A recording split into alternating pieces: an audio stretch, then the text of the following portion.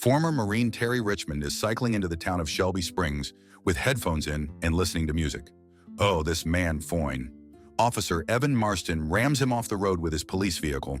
Officer Steve Lan arrives and they detain Terry. Of course, these fugly-ass pale bitches arrest him without reasonable cause. They even say it's not too late to tase him just because.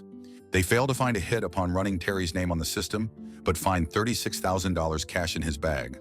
When questioned, Terry explains that he's on his way to bail out his cousin, Mike Simmons, who is in for misdemeanor for weed possession, so he can start a new life, and that he needs to be at the courthouse before 5.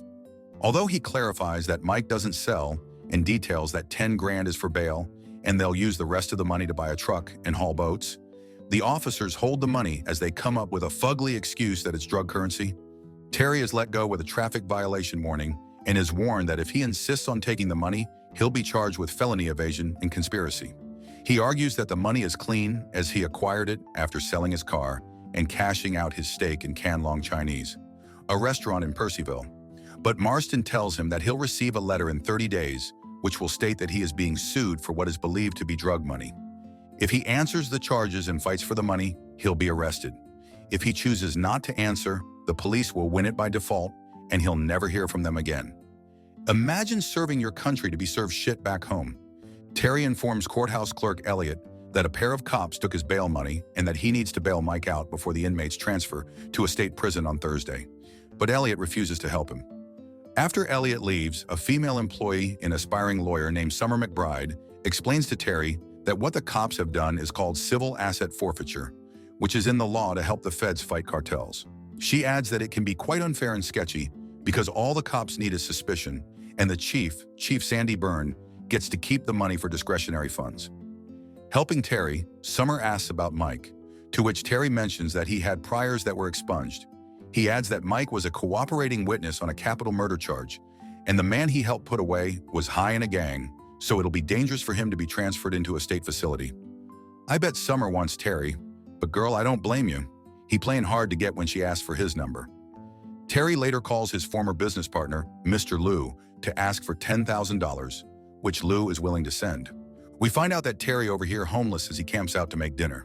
The next day, he goes to the Shelby Springs Police Department and reports the forfeiture to Officer Jessica Sims, who excuses herself and talks to Lan upon the mention of the cops' names. Lan turns him away and tells him that signing on a false police report is a felony, but Terry calmly argues back.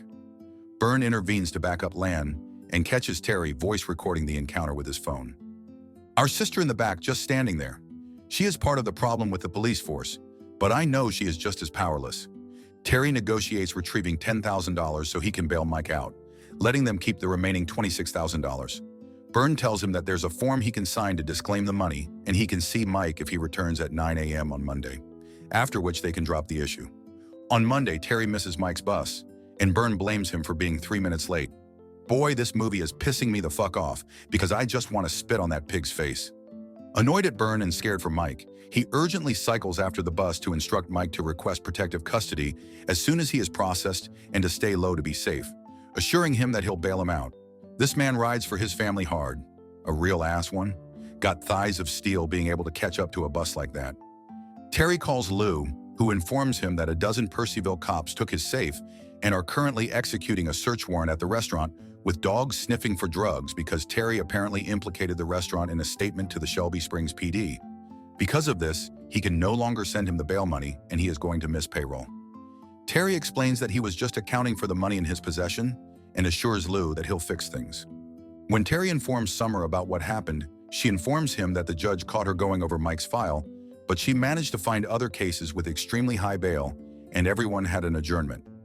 She suspects that something larger is at play because misdemeanor defendants don't stay in jail for 90 days. She adds that besides bail, a court order can get Mike out, but the judge won't sign one. At Shelby Springs PD, Byrne and Lan learn about Terry's background thanks to the tattletale officer Sims. She rude AF.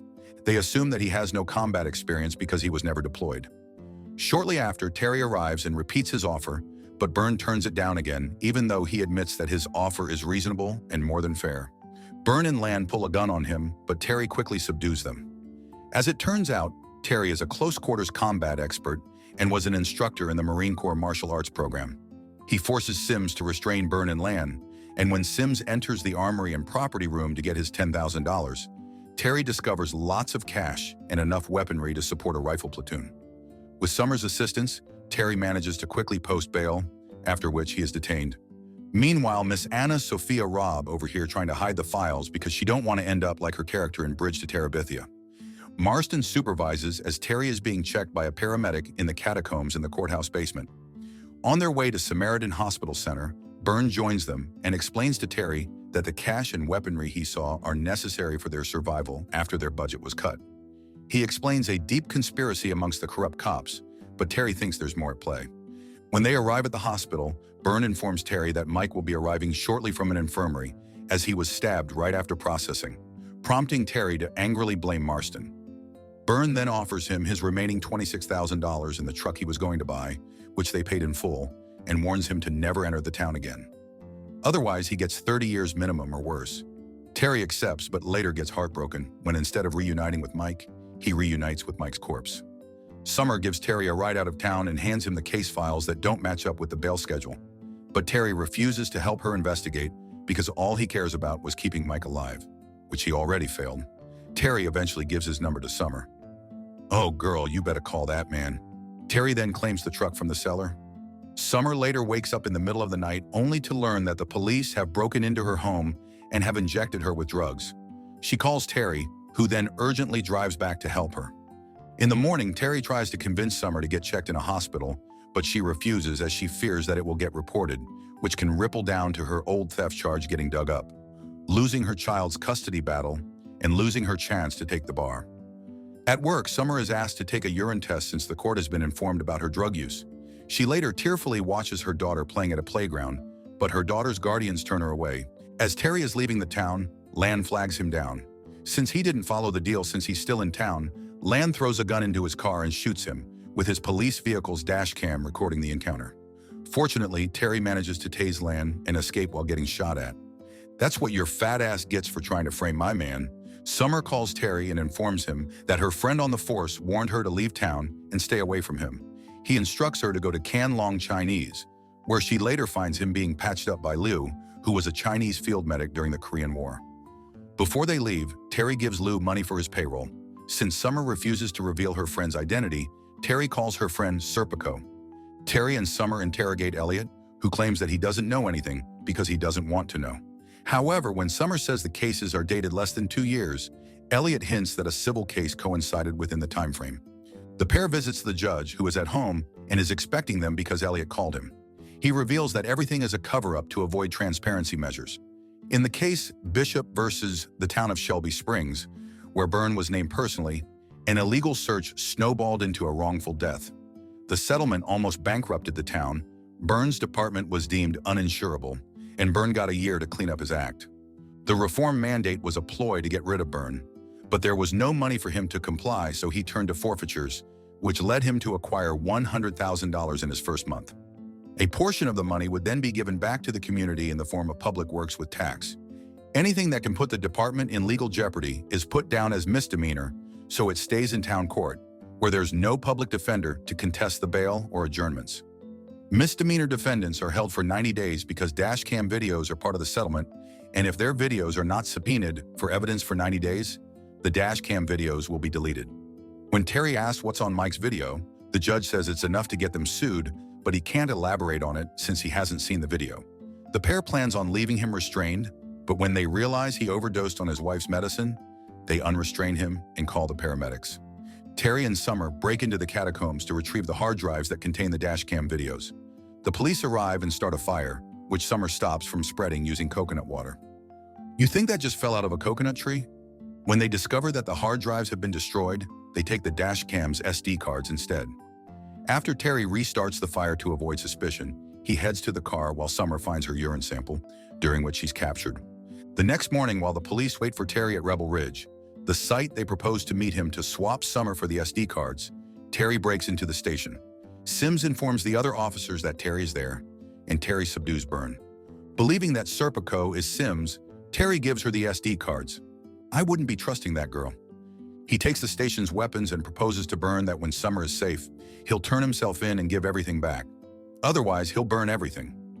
When the police arrive at the station, Sims detains Terry, hoping to settle things safely. See, I was right about that untrustworthy girl. Traitorous bitch hands the SD cards to Lan, who destroys them and reveals that Summer has overdosed. Marston stops Lan from shooting Terry, causing the officers to turn against each other and prompting Byrne to shoot Marston. Marston was surprisingly Serpico this entire time. Although that's hard to believe since he was the first cop that helped detain Terry. When a cop says Marston might bleed to death, Byrne instructs them to pin his death on Terry.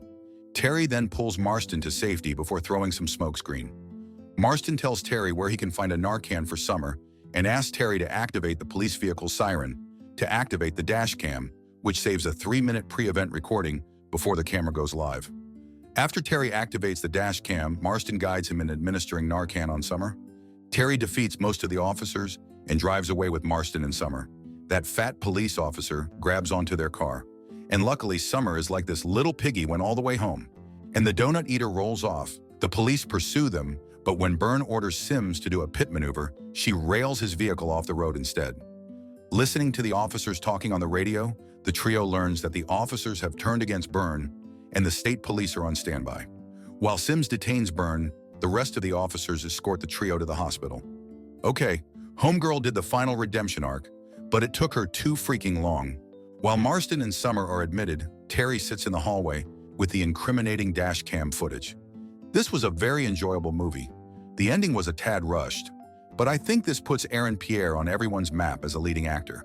He could honestly play the first Black James Bond in the future, since Idris Elba isn't doing it anymore. What did y'all think about this one? Subscribe to watch more videos like this. Turn on notifications. And leave a like, it really helps the channel out. Thank you for watching.